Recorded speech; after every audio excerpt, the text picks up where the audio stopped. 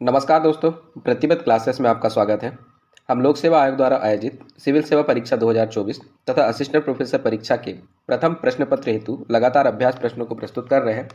निश्चित ही सीरीज आपको पसंद आ रही होगी और आप इसका लगातार अभ्यास कर रहे होंगे। तो चलिए इसी श्रृंखला के तहत आरंभ करते हैं। आज का हमारा पहला अभ्यास प्रश्न है, मेगस्थनीज की पुस्तक इंडिका में उल्लेखित प्रेनास नदी मध्य प्रदेश की कौन सी नदी का नाम है? Option A Betwa, B Tons, C Ken और डी धसान। दोस्तों सही उत्तर हो जाएगा option number B. Option number B में है टोंस नदी। मेगस्थनीज की पुस्तक इंडिका में उल्लेखित प्रेनास नदी का जो नाम है वो टोंस नाम है, यानी टोंस नाम को इंडिका में प्रेनास नदी के नाम से बुलाया गया था। अगला प्रश्न हम देखते हैं। चीनी यात्री हेनसांग ने जो कि 629 से 645 ईस्वी में अपनी भारत यात्रा के दौरान मध्य प्रदेश के कौन से स्थान की यात्रा की थी? ऑप्शन दिया है ए उज्जैन, यानी ऊ से ये करके उन्हें बोला है। बी खजुराहो, ची टो करके बोला है। और महेश्वर, जिसे मोहेसफू फालो पुलो करके बुलाया है। तो इनमें से, और ऑप्शन नंबर डी है उपरोक्त सभी। तो इनमें से किस किस की यात्रा की उन्होंने बताना है आपको। तो दोस्तों इसका सही उत्तर हो जाएगा ऑप्शन नंबर डी, उपरोक्त सभी। यानी हेनसांग ने अपनी भारत यात्रा के दौरान मध्य प्रदेश के उज्जैन, खजुराहो, महेश्वर इनकी यात्रा की थी। साथ ही विदिशा, मांडू जैसे शहर भी वो गए हुए थे। अगला प्रश्न हम देखेंगे। वल्लभी के मैत्रक वंश का वह राजा जिसने 6ठी शताब्दी में पश्चिमी मालवा पर अपना साम्राज्य स्थापित किया था, उसका नाम बताना है। Option A Udayaditya, option B Vikramaditya, option C Shiladitya और ऑप्शन डी है बालादित्य। दोस्तों इसका सही उत्तर हो जाएगा ऑप्शन नंबर सी शिलादित्य। नोगवा के तामपत्र जो कि जिला रतलाम में है, से जानकारी मिलती है कि वल्लभी के मैत्रक वंश के शासक शिलादित्य ने पश्चिमी मालवा में 588 ईस्वी में अपना साम्राज्य स्थापित किया था। तो सही उत्तर आ जाएगा शिलादित्य। अगला प्रश्न हम देखेंगे।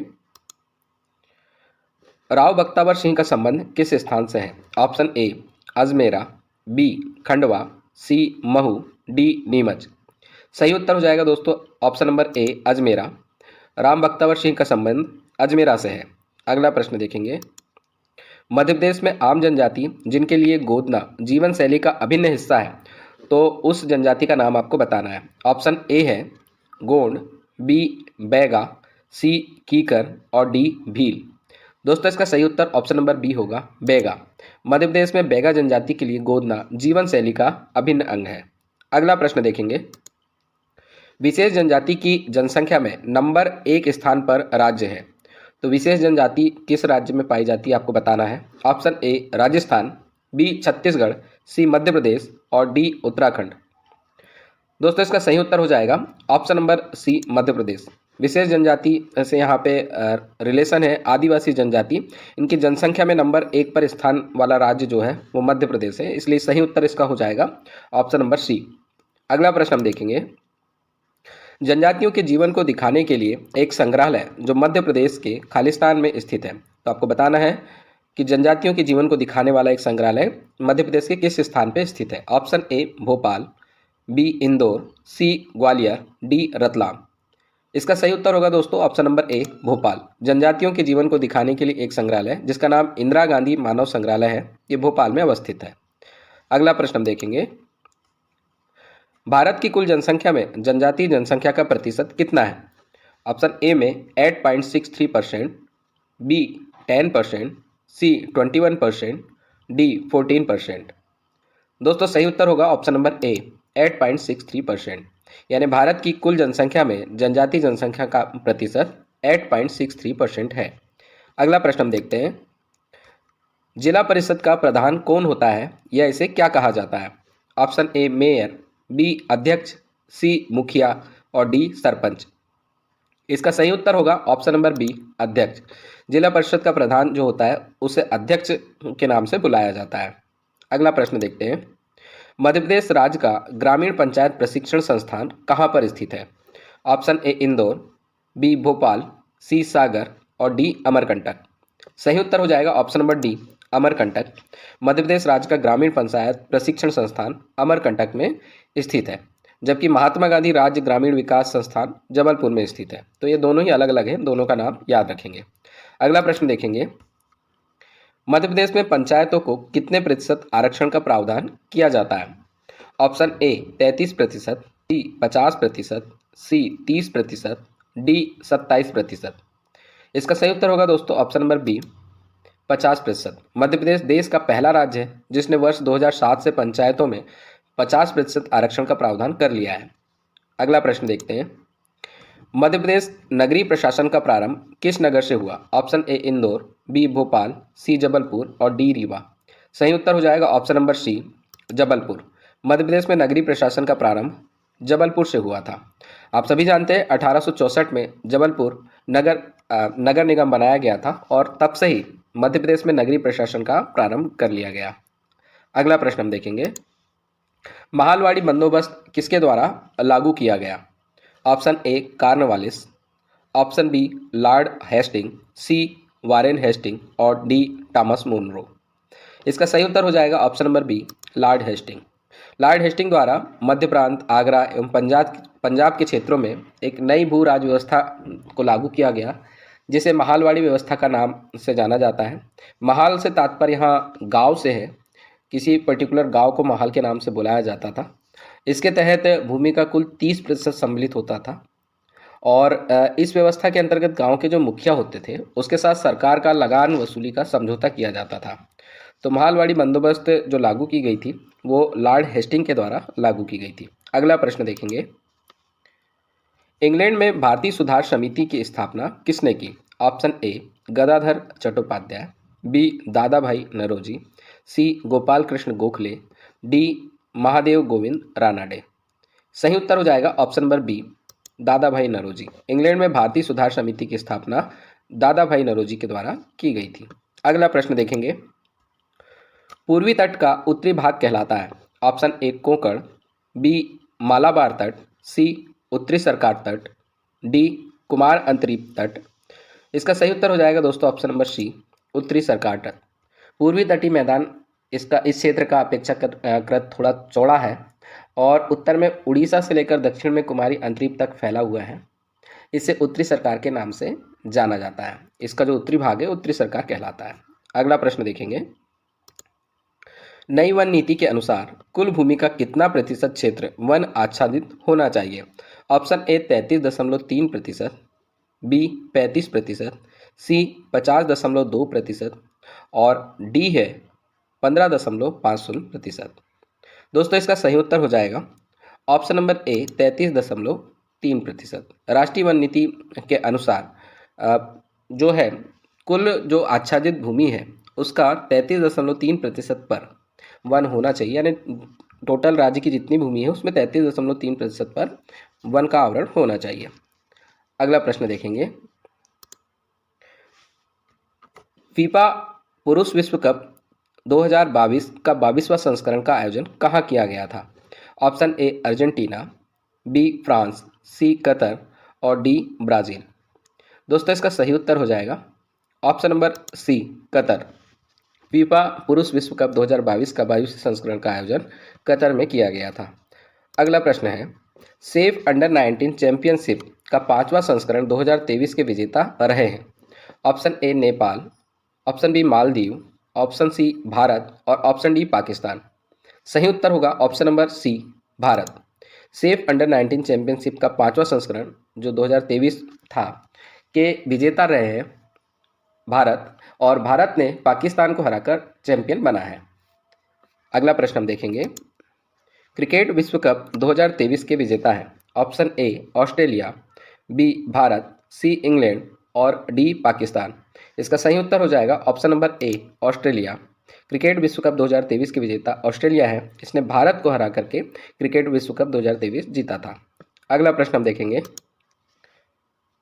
किस राष्ट्रीय उद्यान का विस्तार महाराष्ट्र के नागपुर जिले में भी है? Option A Pench, B Satpura, C Nauradehi और डी गंगेऊ। दोस्तों सही उत्तर हो जाएगा ऑप्शन नंबर ए पेंच। पेंच राष्ट्रीय उद्यान का विस्तार महाराष्ट्र के नागपुर जिले में भी है। अगला प्रश्न हम देखेंगे। भारत में अपनी शाखा यानी विदेशी यूनिवर्सिटी का कैंपस खोलने वाला पहला विदेशी विश्वविद्यालय बन गया है। तो आपको बताना है पहला विदेशी विश्वविद्यालय कौन सा बना है। ऑप्शन ए ऑक्सफोर्ड विश्वविद्यालय, बी कैम्ब्रिज विश्वविद्यालय, सी है डीकिन विश्वविद्यालय ऑस्ट्रेलिया और डी है यूनिवर्सिटी मलेशिया। दोस्तों इसका सही उत्तर हो जाएगा ऑप्शन नंबर सी, डीकिन विश्वविद्यालय ऑस्ट्रेलिया। इसने भारत में अपनी शाखा यानी विदेशी यूनिवर्सिटी कैंपस खोलने वाला पहला विदेशी विश्वविद्यालय बना है। अगला प्रश्न हम देखेंगे,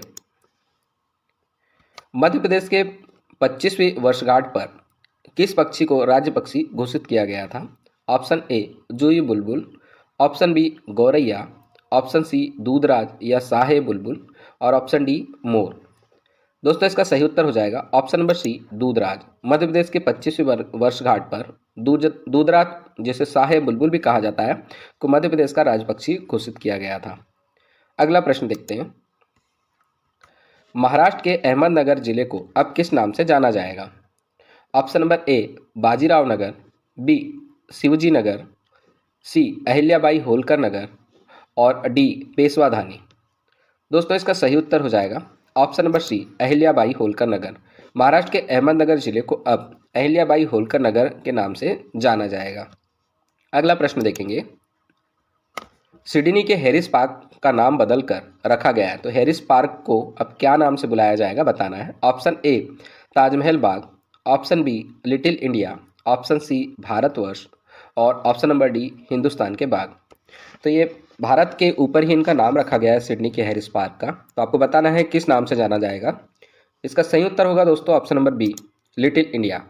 सिडनी के हैरिस पार्क का नाम बदलकर रखा गया है लिटिल इंडिया पार्क। अगला प्रश्न देखेंगे,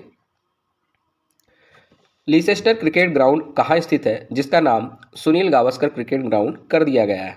option A Australia, B England, C South Africa और डी न्यूजीलैंड। दोस्तों सही उत्तर होगा इसका option number B, England. Leicester cricket ground England में स्थित है, जिसका नाम अब लीसेस्टर ग्राउंड न होकर के सुनील गावस्कर क्रिकेट ग्राउंड हो गया है। अगला प्रश्न देखते हैं, साहित्य का नोबेल पुरस्कार किसे मिला है? ऑप्शन ए जान फासे, बी पीरे अगस्तोनी, सी फेरेंक क्रोज, डी एनिएल हुइलियर। दोस्तों इसका सही उत्तर होगा ऑप्शन नंबर ए, जान फासे। साहित्य का नोबेल पुरस्कार जान फासे को इस वर्ष दिया गया है। अगला प्रश्न देखते हैं, पहला सामान्य प्रयोजन वाला इलेक्ट्रॉनिक कंप्यूटर था? Option A ABC, option B analytical engine, option number C टफरस और ऑप्शन नंबर डी है एनिएक। दोस्तों इसका सही उत्तर होगा ऑप्शन नंबर डी, एनिएक। पहला सामान्य प्रयोजन वाला इलेक्ट्रॉनिक कंप्यूटर का नाम एनिएक था। अगला प्रश्न है, एटाना साफी बेरी क्या है जिसे एबीसी के नाम से भी जाना जाता है? Option A personal computer, B पहला प्रोग्रामेबल कंप्यूटर, सी एक प्रारंभिक डिजिटल कंप्यूटर और डी पहला लैपटॉप। दोस्तों इसका सही उत्तर हो जाएगा ऑप्शन नंबर बी, पहला प्रोग्रामेबल कंप्यूटर। ये 1939 में बना था और संसार का पहला इलेक्ट्रॉनिक डिजिटल कंप्यूटर था और पहली बार यहाँ पे प्रोग्राम करके किसी कंप्यूटर को बनाया गया था। तो इसका नाम याद रखें, एटना साफ बेरी, जिसे एबीसी के नाम से भी जाना जाता है। अगला प्रश्न देखते हैं, इलेक्ट्रॉनिक कंप्यूटर का आविष्कार किया था? Option A Clifford Berry, B Alan M Turing, option C Alexander Graham Bell और डी चार्ल्स बेबेज। सही उत्तर हो जाएगा option number A Clifford Berry. 1939 में जॉन एटमासाफ एवं क्लिफर्ड बेरी ने संसार का पहला इलेक्ट्रॉनिक डिजिटल कंप्यूटर बनाया था और इन लोगों ने जिस कंप्यूटर को बनाया था उसे एबीसी के नाम से जाना जाता है। तो इलेक्ट्रॉनिक कंप्यूटर के आविष्कारक भी इन्हें ही माना जाता है। तो याद रखेंगे क्लिफर्ड बेरी और साथ में एटमासाफ जो थे उन्होंने मिलकर के इलेक्ट्रॉनिक कंप्यूटर का आविष्कार किया था। अगला प्रश्न देखेंगे, आईसी चिपों का निर्माण किया जाता है? ऑप्शन ए प्लास्टिक से, बी फाइबर से, सी सेमीकंडक्टर से और डी सिल्वर से। दोस्तों सही उत्तर हो जाएगा ऑप्शन नंबर सी, सेमीकंडक्टर से। आईसी चिपों का जो निर्माण किया जाता है वो सेमीकंडक्टर से किया जाता है और आप सभी जानते होंगे कि इसमें सिलिकॉन जैसे तत्वों का इस्तेमाल किया जाता है जो एक सेमीकंडक्टर है और इनसे आईसी चिप बनाया जाता है। तो दोस्तों आज के हमारा अंतिम अभ्यास प्रश्न था। इसी तरह के अभ्यास प्रश्नों के लिए लगातार हमारे साथ जुड़े रहिए। इसमें हमने प्रयास किया है कि सभी प्रकार के क्वेश्चन को कलेक्ट किया जाए, यानी सभी यूनिट को लगभग शामिल किया जाए। तो आप लगातार बने रहिए और अभ्यास कीजिए। जय हिंद।